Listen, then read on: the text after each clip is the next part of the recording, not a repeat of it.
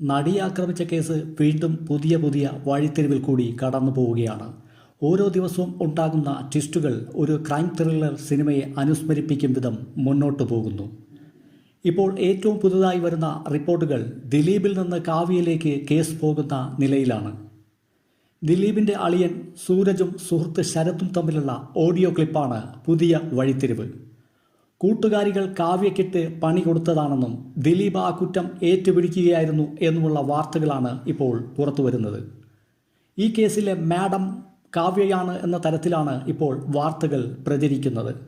ഒരു സ്ത്രീയെ രക്ഷിക്കാൻ ശ്രമിച്ചു, താൻ ഇതിൽ പെട്ടുപോയതാണ് എന്ന തരത്തിലുള്ള ഒരു ഓഡിയോ ക്ലിപ്പ് ദിലീപിൻ്റെ പേരിൽ നേരത്തെ പുറത്തു വന്നിരുന്നു. കാവ്യ മാധവനെ ബുധനാഴ്ച ചോദ്യം ചെയ്യാൻ ക്രൈംബ്രാഞ്ച് സംഘം വിളിപ്പിച്ചേക്കും. ചോദ്യം ചെയ്യൽ ദിലീപിൻ്റെ ആലുവയിലുള്ള പത്മസരോവരം വീട്ടിൽ മാറ്റാൻ പറ്റുമോ എന്ന സന്ദേശം കാവ്യ ഉന്നയിച്ചിരുന്നു. എന്നാൽ ഇപ്പോൾ ദിലീപിനെതിരെ തിരിഞ്ഞിരിക്കുകയാണ് കാവ്യ മാധവൻ്റെ കുടുംബം.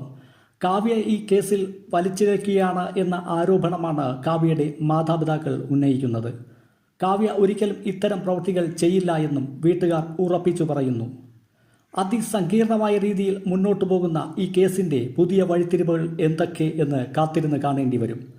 ഈ വീഡിയോയെക്കുറിച്ചുള്ള നിങ്ങളുടെ അഭിപ്രായം കമൻറ്റ് ബോക്സിൽ രേഖപ്പെടുത്തുക. ഒപ്പം ഞങ്ങളുടെ യൂട്യൂബ് ചാനൽ സബ്സ്ക്രൈബ് ചെയ്യാൻ മറക്കണ്ട.